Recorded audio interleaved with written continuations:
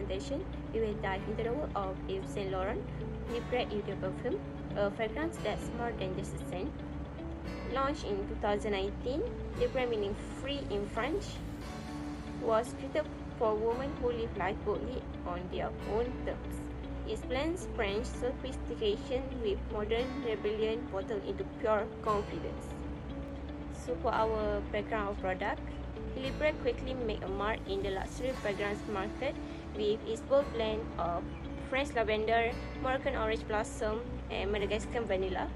In Malaysia, it's sold at high-end outlets like Sephora, YSL counters, with prices ranging from 350 ringgit to 650 ringgit, depending on the size.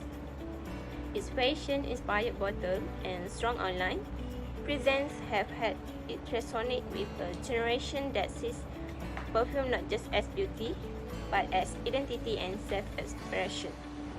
This case study explores Libre from both a marketing and economics perspective. So our main objectives are to understand consumer behavior in the luxury perfume market. Second one is to analyze how branding and personal identity affect demand and utility. To explore how YSL use pricing strategies and product positioning. To see how labor, capital and profit support its global distribution. And lastly, how price satisfaction and income level shape consumer choices. So let me tell the story and theory. Imagine this Sophia, a young executive by YSL Libre. It smells fresh, luxurious, and give her confidence. That's what we call a total utility. That means the total satisfaction she gets.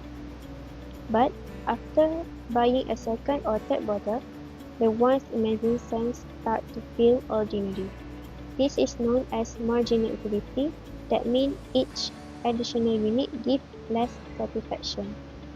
This reflects the law of diminishing marginal return. So YSL price is priced 5,065 ringgit and the utility is 850, and for the total MU per RM is 1.504, and for the channel is price 600, utility 900, and the MU per RM is 1.500.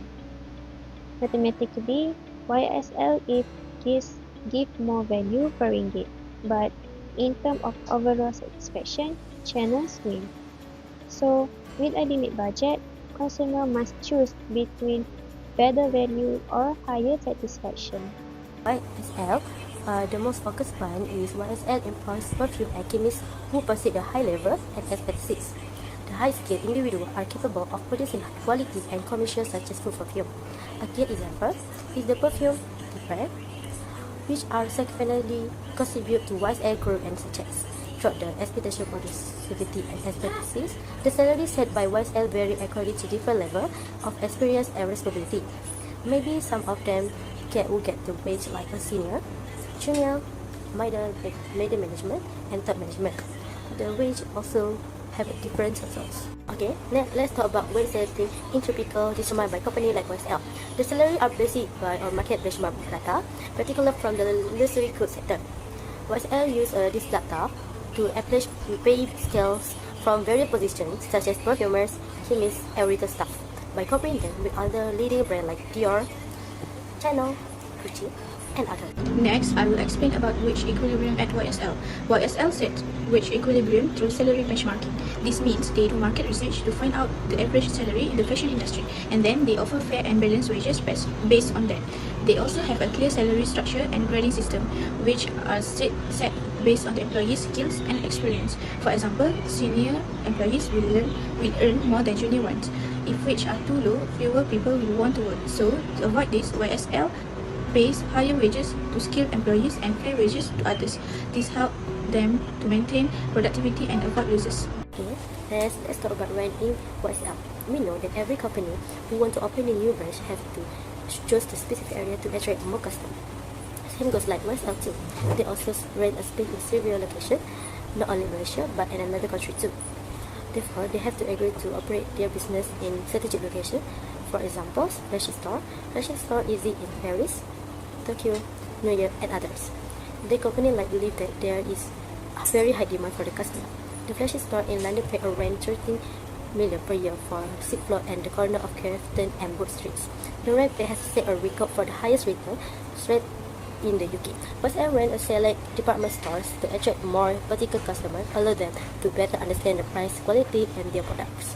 Many customers choose department store because of their locations, which can be beneficial for the both sale and marketing of the products.